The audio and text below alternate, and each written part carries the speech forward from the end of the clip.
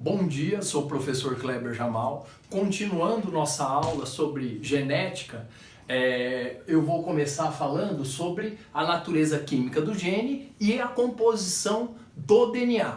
É bem complexa a composição, é uma matéria que a gente tem que estudar bastante para poder entender, cai muito em vestibular, sempre associadas com outras matérias, então é muito importante entender a natureza do DNA.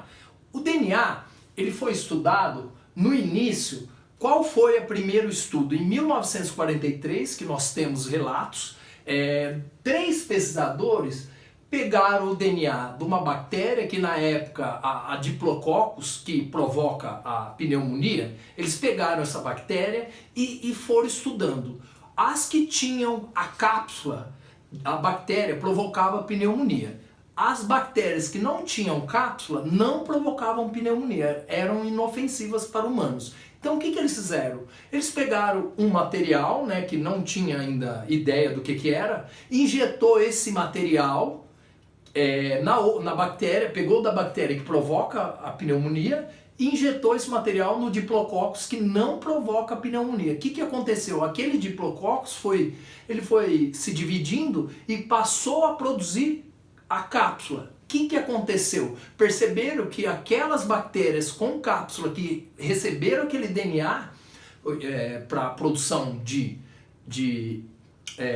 a cápsula, o que aconteceu? Elas provocavam pneumonia também. Então aí surgiu a ideia. Então aquele material, que no caso da bactéria é um DNA circular, foi chamado de DNA. E eles viram que era um ácido aquele material, que chamaram de ácido desoxirribonucleico, que em português seria a abreviação ADN, mas nós utilizamos o símbolo, a abreviação em inglês, DNA.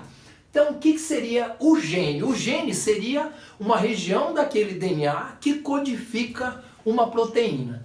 Então aqui no caso, um objetivo da genética é saber a composição do gene. Se eu estou estudando a composição do gene, se eu estudar de maneira mais complexa a composição química do DNA, então eu já estou estudando a composição do gene, para entender. Na realidade acaba sendo a mesma coisa, mas a região que codifica nós chamamos de gene.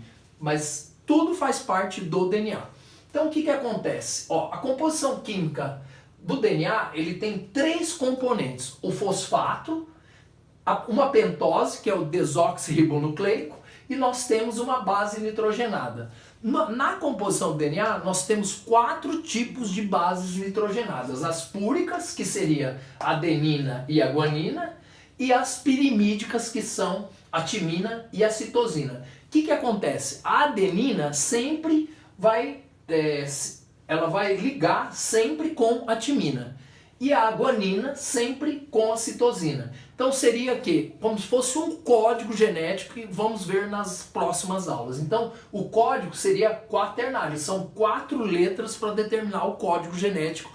O que seria este código genético? Então seria o DNA e esse código seria o gene. O gene, ele codifica uma proteína que veremos posteriormente. Então vários estudos. O que aconteceu? Então, criou-se também até uma relação, a relação de Chargaff. A relação, o que seria? Ele analisou vários tipos de DNA diferentes, de várias células e de vários organismos, várias espécies diferentes. E ele chegou numa conclusão: todo organismo que tem DNA de fita dupla, o que acontece? Todas as bases nitrogenadas têm uma proporção igual. Então toda adenina tem a mesma proporção de timina e toda citosina tem a mesma proporção de guanina. Então a gente pode ter uma relação assim: adenina sobre timina dá 1 e citosina sobre guanina também dá 1. Então é uma proporção que cai muito em vestibular, essa proporção. Então vocês têm que ter em mente essa proporção. Então sempre adenina é igual a timina e citosina sempre igual guanina. Então eu deixei para o final para falar mais da estrutura do DNA, que após da descoberta do DNA em 43, em 1953, 2 pesquisadores, que para mim eu sou fã deles, que é o Watson e o Crick. Em 1953 eles fizeram raio-x e viram que o DNA ele tem uma estrutura, parece uma escada. Como que seria? Então seria duas fitas laterais e a escadinha ali seria o quê? As bases nitrogenadas e as pontes de hidrogênios que ligam elas. Então, se a gente pensar uma escada, ela torce a estrutura, então ela vira essa estrutura helicoidal. Dá para entender mais ou menos então a estrutura. Essa estrutura, cada volta dela eu terei 10 nucleotídeos. Então o nucleotídeo seria o quê? Fosfato, a pentose e a base nitrogenada. Então são 10 em cada curva dessa. E mais ou menos a molécula, se a gente for medir, né, são 20 angstroms. Então é bem pequena essa molécula.